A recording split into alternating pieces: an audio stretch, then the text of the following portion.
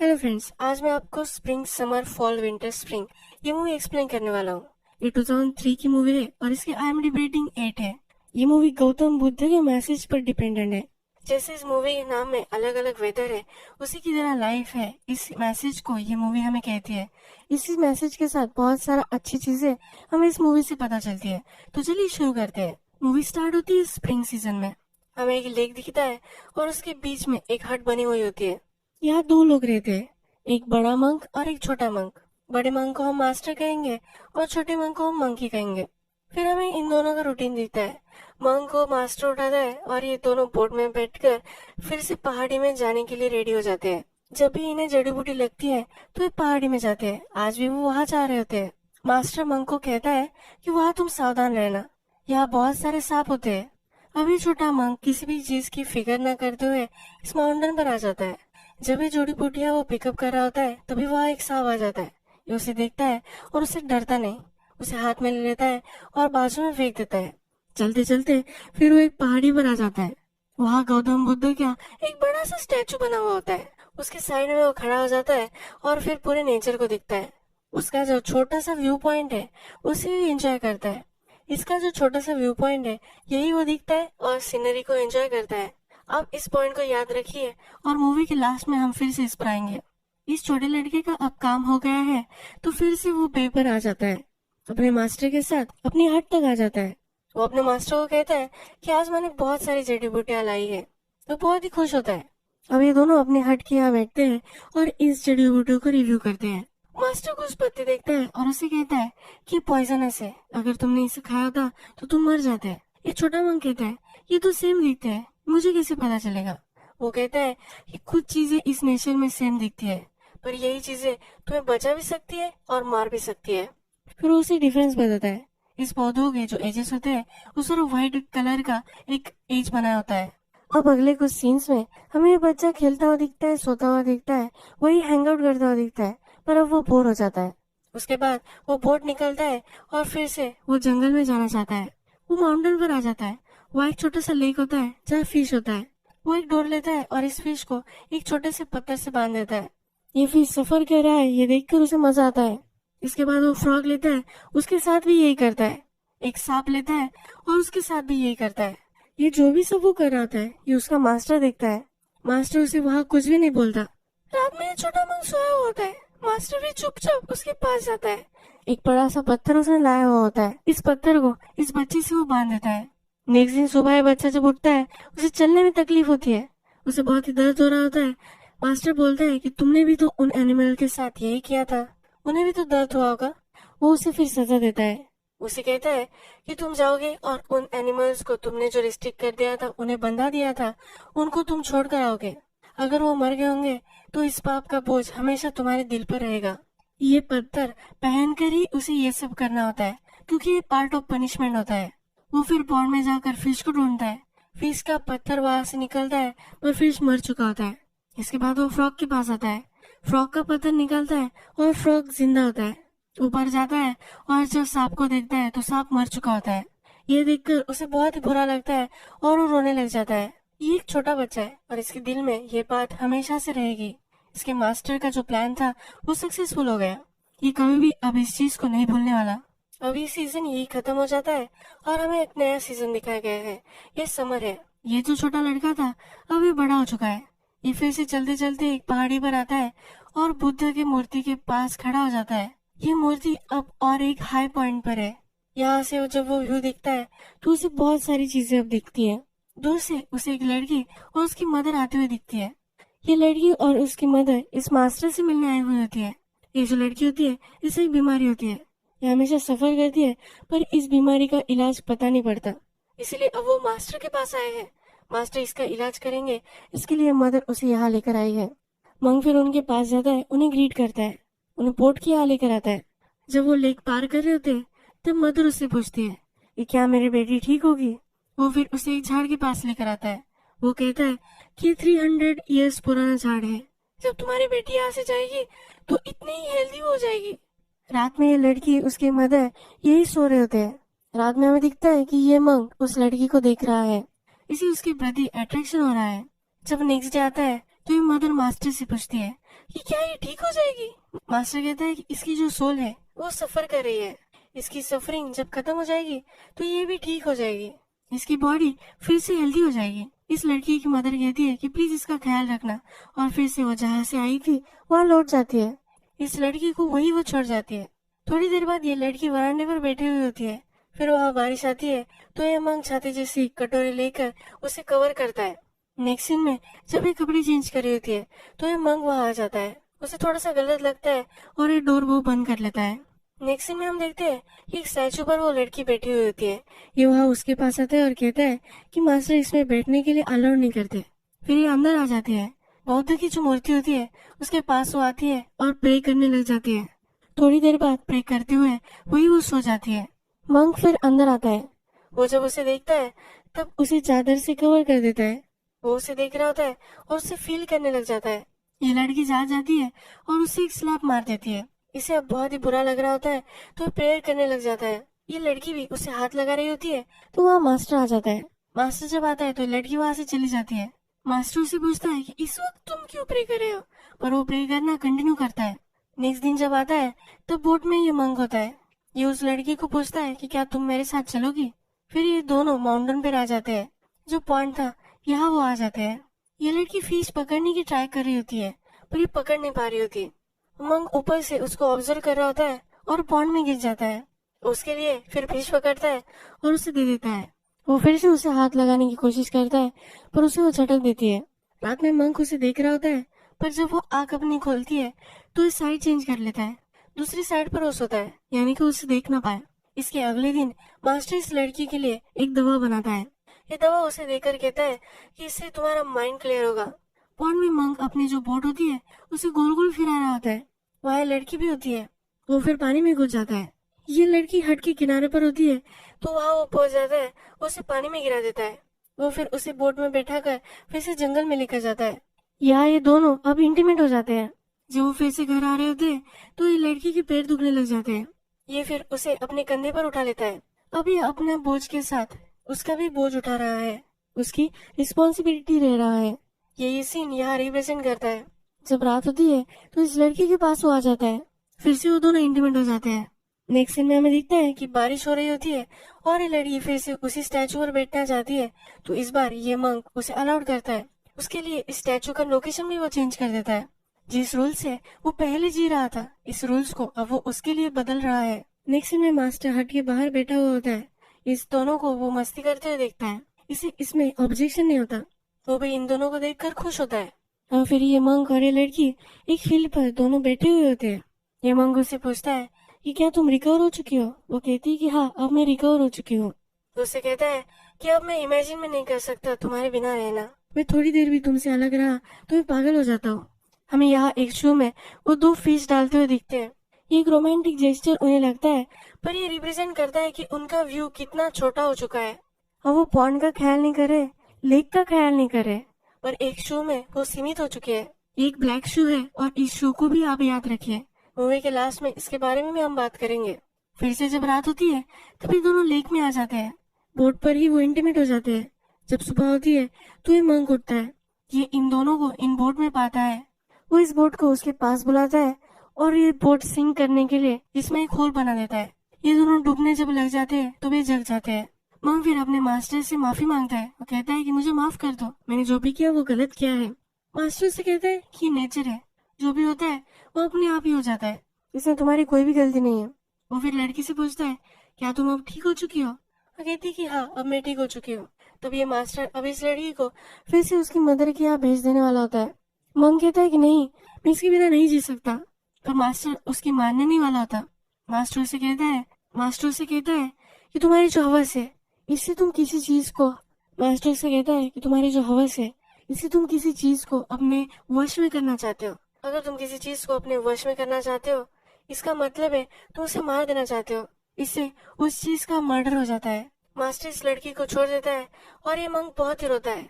जब रात होती है तो उसे नींद नहीं आती।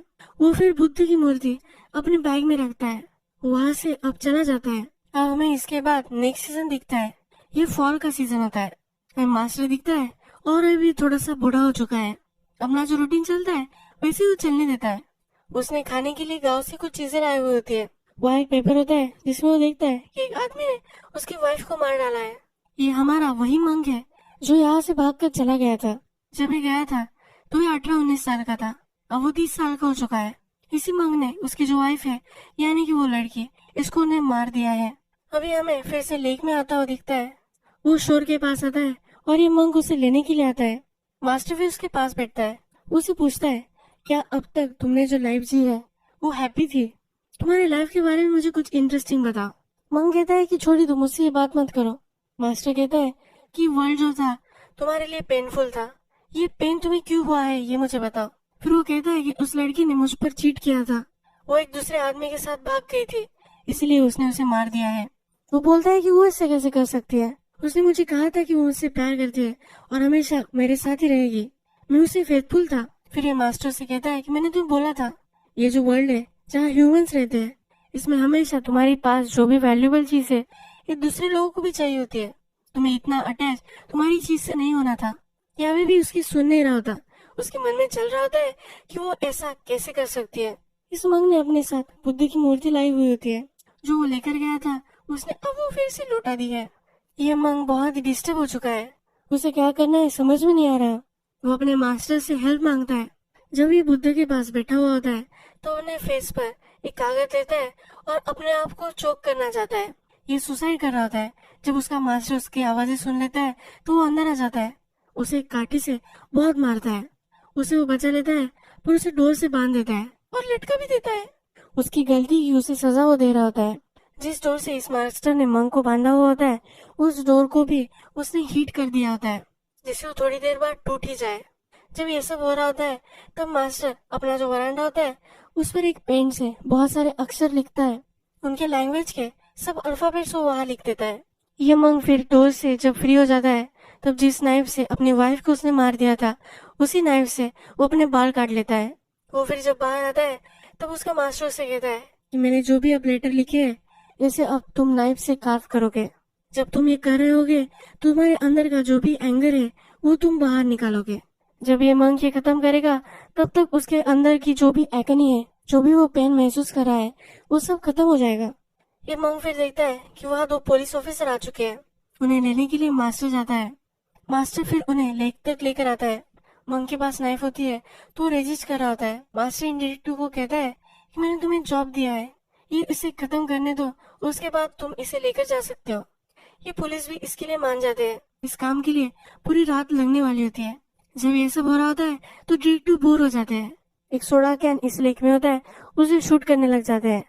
वो अपना निशाना साध नहीं पाते। फिर मास्टर एक छोटा सा पत्थर लेता है और दूर से इस कैन को मारता है।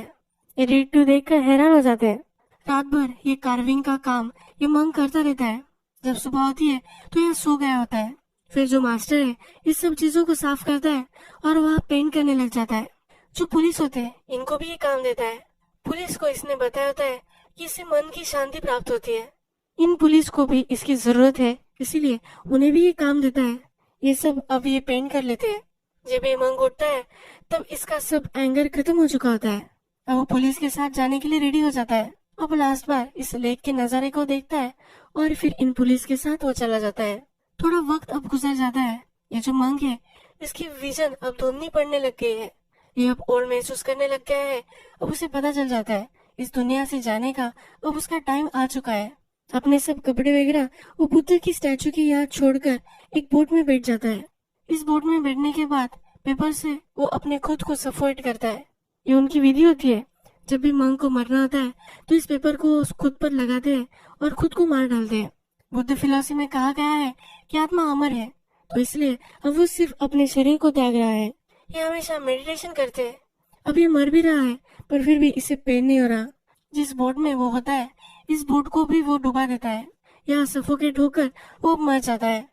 इसके बाद हमें नेक्स्ट सीजन दिखाया गया है। ये विंटर है।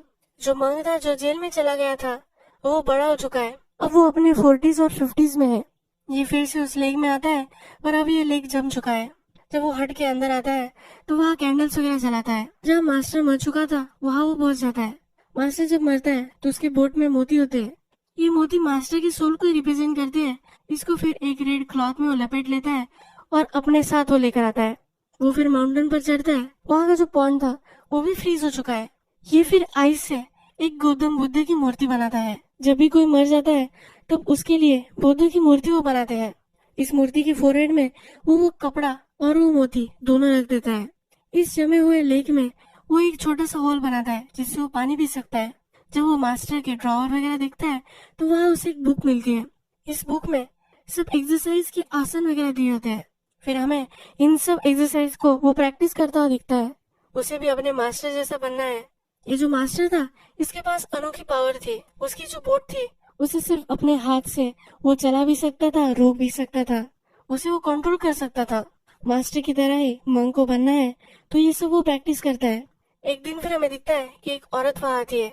उसके पास एक बच्चा होता है। उसने अपने फेस को कवर कर लिया होता है। उसके जो हालात है वो गलत है, इसलिए इस बच्चे का वो ख्याल नहीं कर सकती। उसे अब यहाँ छोड़ देने वाली होती है, इसलिए उसने अपने फेस को कवर किया होता है। उसके बच्चे से उसकी अटैचमेंट ना चुने, इसीलिए भी वो करती है। भगवान के पास वो आई हुई होती है और जो कर रही है वो गलत है। इस शेम की वजह से भी उसने अपना फेस कवर किया होता है। जब रात हो जाती है तब औरत इस बच्चे को छोड़कर वहां से जा रही होती है। हमने देखा था मग ने अपने पानी पीने के लिए एक होल बनाया था। इस होल में वो गिर जाती है और वही मर जाती है। अब हमें दिखता है ये सीजन जो था वो चेंज हो रहा है। जो बर्फ था वो पिघल रहा है। मंग ने अपने मास्टर की जो स्टैचू बनवाई थी, जो रेड क्लॉथ में रैप कर जो पर्स रखे थे, वो भी अब इस पानी के साथ बह रहे हैं। जो मास्टर की सोल है वो फ्री हो चुकी है। जब सुबह होती है तब ये बच्चा लेक में क्रॉल कर रहा होता है, अपनी मदर को ढूंढ रहा होता है। ये मास्टर उसे बचाता है और देखता है कि उस होल में ये औरत मर चुकी है। इसने जो शू पहना होता है ये एक ब्लैक शू होता है। जहाँ वो मर चुकी होती है वहाँ भी वो बुद्ध की एक स्टैचू लगा देता है। इसके बाद फिर हम देखते हैं कि एक बड़ा सा पत्थर ये मंक अपने आप को लगाता है। अपने आप को इसने बांधा हुआ होता है और एक गौतम बुद्ध की मूर्ति लेता है। इस मूर्ति को लेकर पहाड़ हो चढ़ता है। बहुत सारी मुसीबतों से ये गुजर कर ये पहाड़ चढ़ रहा होता है। उसके पैर से खून भी आने लग जाता है, पर फिर भी वो चढ़ते ही जाता है।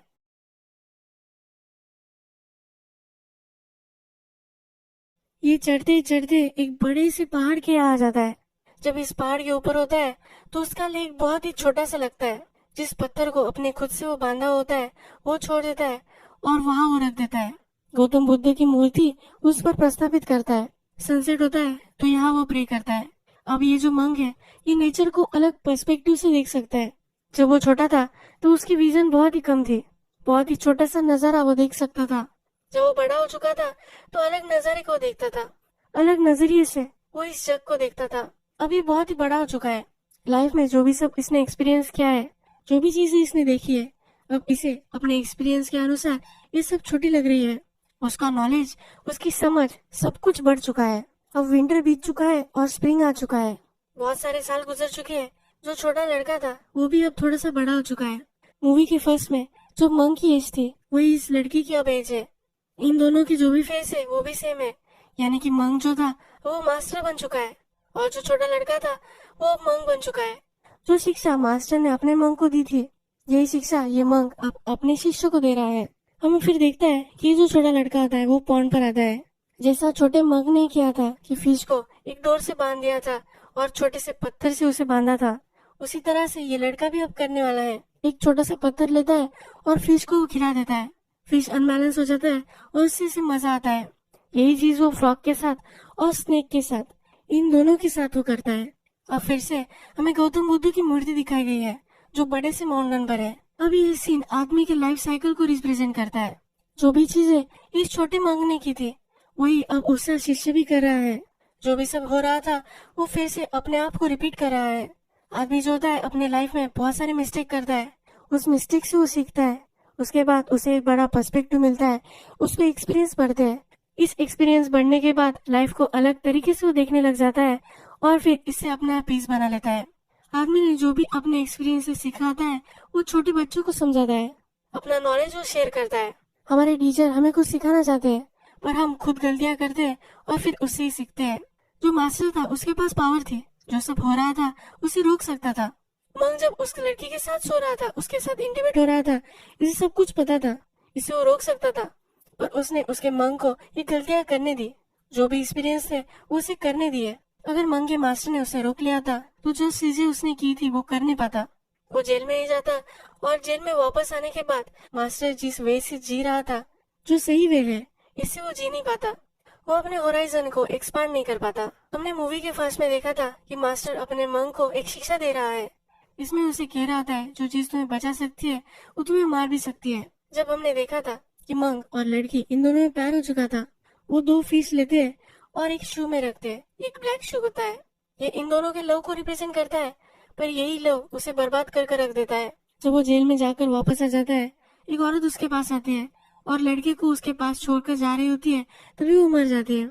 जब वो मरती है तब उसने ब्लैक शू पहने होते हैं जो तरंग रहे होते हैं। एक लड़की ने ही उसे बर्बाद कर दिया था, पर अब इस औरत ने उसे जीने के लिए एक गोल दे दिया है। जो भी उसने सब सीखा है, इस छोटी बच्ची को अब ये नॉलेज देगा। तो इस तरह से लाइफ के बहुत सारे लेसन्स और लाइफ को देखने का एक नया पर्सपेक्टिव ये मूवी हमें देकर जाती है। जब ये मूवी चल रही होती है, इस मूवी में जो भी नेचर की सीन आते हैं, इससे आदमी जुड़ जाता है। ये मूवी यूट्यूब पर देखने के लिए अवेलेबल है और अगर आपको वक्त मिले तो आपको जरूर देखनी चाहिए। तो फ्रेंड्स, अगर आपको ये मूवी अच्छी लगी होगी तो प्लीज इस वीडियो को लाइक कर दीजिएगा। अगर आपको ऐसी अच्छी मूवी कुछ पसंद है तो आप इसकी सजेशन कमेंट में दे सकते हैं। मैं बहुत सारी मूवीज लेकर आता रहता हूँ। अगर आपको ऐसे और भी वीडियो चाहिए होंगे तो प्लीज मेरे चैनल को सब्सक्राइब कर दीजिएगा, बेल नोटिफिकेशन आइकॉन भी दबा दीजिए, यानी कि आपको सब वीडियोस मिलती रहे। हम फिर से मिलेंगे और एक मूवी के साथ। तब तक के लिए थैंक यू और आप अपने आप का ख्याल रखिए।